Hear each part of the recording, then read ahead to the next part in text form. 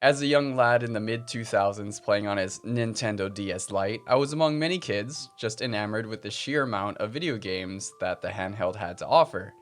We're talking mainline big name franchises here like New Super Mario Bros., Pokemon Diamond, Pokemon Pearl, Mega Man Zero, and the list just keeps going on.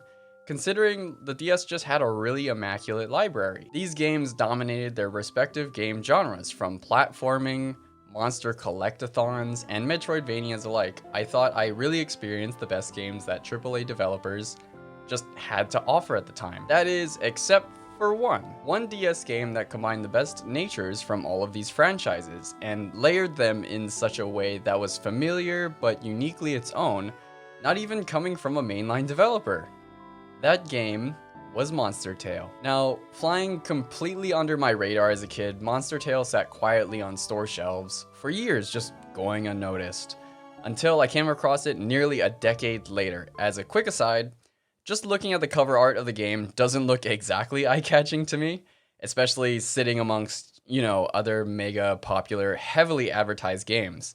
It definitely gave me a shoehorned, quick cash grab kind of vibe that, given the widespread success of the DS, there was no real shortage of shovelware, but who am I to judge?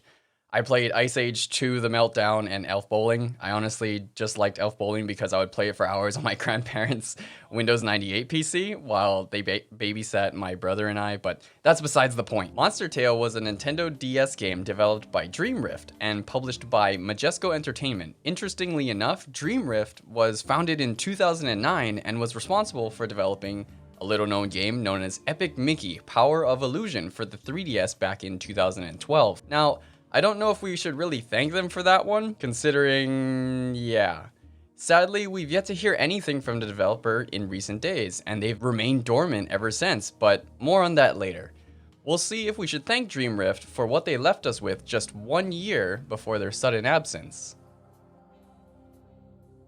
In Monster Tale, you'll play as a young girl named Ellie, who after discovering a strange power bracelet is transported to a mysterious world creatively named Monster World.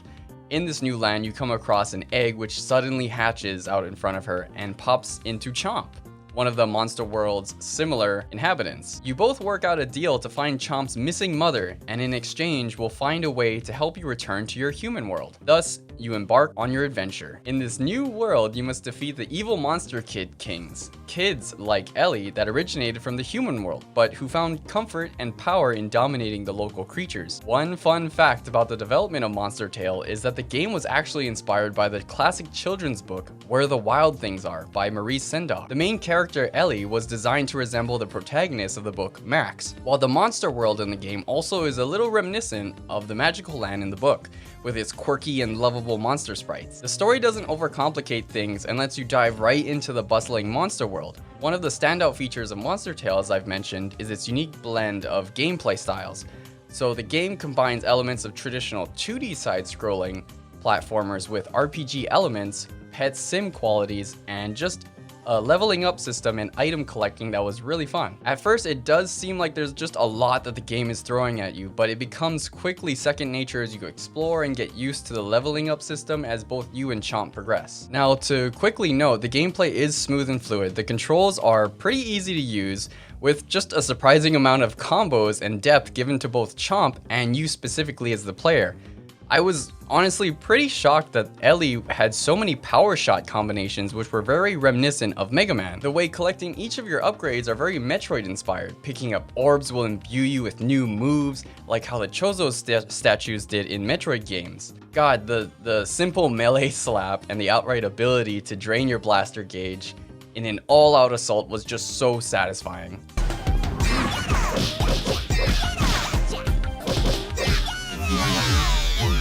You can refill said gauge with melee attacks by knocking out energy orbs from killing an enemy, and on top of that you can overkill a creature by layering on even more attacks from Chomp that you can freely command between traversal and combat. Your newfound compadre happily sits on the bottom screen. So I liken this to how Pokemon will just sit in its Pokeball when it's not in use, but In Chomp's case, he's always awaiting your next summon by pushing the X button or just by tapping on the touchscreen. It was also pretty cool having Chomp assist you in overcoming some puzzle elements in various parts of the levels, albeit how simple they really are from knocking a few levers and switches between the top and bottom screen. To note, Chomp has a health gauge that will slowly decrease as he stays in the top screen, needing a recharge in the bottom screen whenever he is low or knocked out completely of health. Diving into the more pet sim elements of Monster Tale, you won't have to feed or care for Chomp in the traditional sense. All you really have to do in this regard is collect various treats and toys from the top screen that will fall into your bottom screen for Chomp to learn and play with. After playing with his toys like a tank or a soccer ball, they will automatically fire or bounce on the top screen, helping you take out enemies. I've always loved how the DS got to flex its two screens by making some jumps between them, and that just really makes me happy. The food items will give him various permanent stat buffs, but I never really paid attention to those given the random nature you end up collecting the items in order anyway. I really did like Chomp's little animations whenever he pulled out his glasses to inspect something or to munch away at some food. Like, it's so cute. Just look at him go. The game does provide some insight on the items that Chomp in his various forms favor in order to tailor his stat growth rates, but like I said, I just kept giving him all the little toys and foods that he wanted until his form was maxed out on each stat, and then simply moved on to another weaker form to upgrade that next. As a small criticism, this is how the game introduces a bit of a grind, I want to say, to collect the Chomp's forms and the new moves. But honestly, it wasn't all that hard to just stick with a strong moveset and just plow through enemies with his Drill 'em move or Ghost Cascade. These are powerful moves that Chomp will unlock as he grows, which you can then map to your left or your right triggers. You can use these moves all the while still unloading onto enemies with Ellie's Cannon Blaster. It's oh my god, it's really satisfying stacking the amount of combos and squeezing in a bit more money and items that you knock out of your enemies. The graphics in Monster Tale are also pretty impressive on the system. Ultimately, it made me want to give the game a try with all of the colorful and detailed sprite work in the backgrounds. I really do want to mention though, I played a bit of the game on my new Nintendo 3DS XL and quickly ejected the cartridge. I ended up playing on my older DSi XL for the remainder of my 8-hour playthrough. Although the 3DS runs the game just fine, the way the DS games are rendered on the more pixel-dense new 3DS is just a bit more fuzzy to my eyes and doesn't quite scale perfectly. If you see here in this comparison, you can clearly see the difference here on Ellie's character model here, where the borders are way more crisp and the colors just seem to pop better on their own dedicated pixels. But technicalities aside, I just gotta give it up to the artists for giving us really lovely, vibrant worlds with cute little creatures and designs in the backgrounds. I mean, look at these little birds. They kind of remind me of Pyoro from that game, for any of those that actually remember that little red bird. I love them. Look at them go. Oh my god. Now, overall, I think each dungeon segment suits the theme of each boss that you'll be fighting respectively. My only gripe is the reuse of enemy types scattered around. I know the color types indicate the element that gives the combat a somewhat of a power dichotomy, but it doesn't introduce a ton of depth, and I just honestly like to see more sprite work and enemy variety in that regard. The music now and the sound effects, just to touch on briefly, are also just top notch, adding an overall atmosphere and just punchy sound effect to the game that really never feels out of place. Now, its story doesn't do anything super crazy memorable, and I'm sure that the Dream Rift team didn't want to expand on anything but the core gameplay, and I get that. But just to sort of criticize and add to the conversation here, I do want to say I definitely think that if they wrote in a scenario where Chomp's mother was actually captured by the big bad princess, defeating her and reuniting them would have been 100 times more rewarding. And then just like the set of exposition text at the end of the game that simply stated Chomp and his mom was reunited, and we didn't even get anything, like, let alone a screenshot or anything depicting that actually happening when Chomp actually finds his mother. Instead, quickly thereafter, we just get a credit sequence with some gameplay screenshots. You know, it's not very cool, but it's a conclusion, I guess. Now, my last absolute gripe is very minor, but I just gotta get it off my chest. It's just a part of what many games are guilty of doing to players and kind of in post gameplay as a whole. After defeating the big boss, you're always just flashed back to your previous save state, not collecting necessarily any more rewards or experience points from the final difficult fight. It always really bugged me. Even in a large game like, for example, Mario and Luigi Partners in Time, you're just forever doomed to repeat the last boss fight and forced to sit through it just as is, and always forced to watch credits, never really truly beating the narrative. I mean, I guess it concludes the story for the player, so what's the sense of roaming the world when the narrative is finished? Although, if the story isn't the main priority of a fun action platformer RPG, then let us have a conclusion and continue playing the post-resolution. It's a bit nitpicky considering like it's kind of just this rabbit hole of mine, and it doesn't detract from the gameplay experience as a whole, so just whine, banter.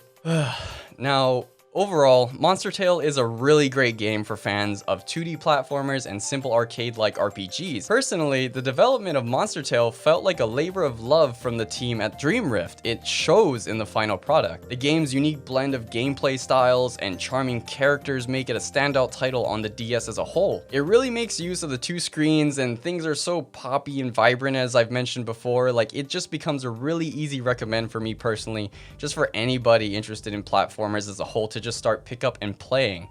If you can find it these days, most likely on eBay. Oh, and one last thing about the game that I'd like to leave you with. Back in 2015, Dream Rift announced a remake of this game titled simply Monster Tale Ultimate, and was to be released via the 3DS's eShop of all things. Announced changes to the game included reduced backtracking, oh heck yes, that would be really awesome, visual improvements, and the ability to toggle between the original soundtrack and a new orchestral soundtrack.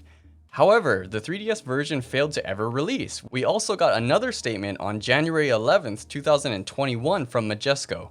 They announced that Monster Tale would soon be coming to modern platforms, and that has just been another statement yet to come to light. Maybe one day we will hear rumblings of this game pop up on a Nintendo Switch, or maybe a brief segment on a Nintendo Direct, but as time goes on, that window seems to only be growing smaller. I just had a really pleasant time with this game, and I sunk in a good handful of hours that I really did appreciate, and I just wanted to thank you guys for watching my video / little review analysis of this game, and I really hope you enjoyed it. And if you haven't already, I recommend playing this game, giving it a try, and overall just having a good time.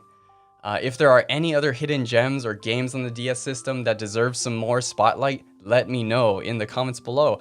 I'm always on the hunt for these solid one-off experiences, and I would just really like to share them with you guys. You guys take care, have a good time, bye-bye.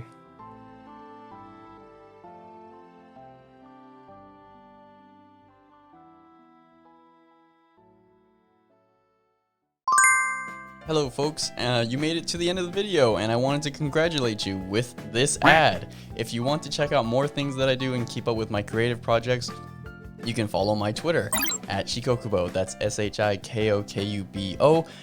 Fair warning, it is pretty Wild West up there, so whatever you see is what you get, and I am not taking responsibility.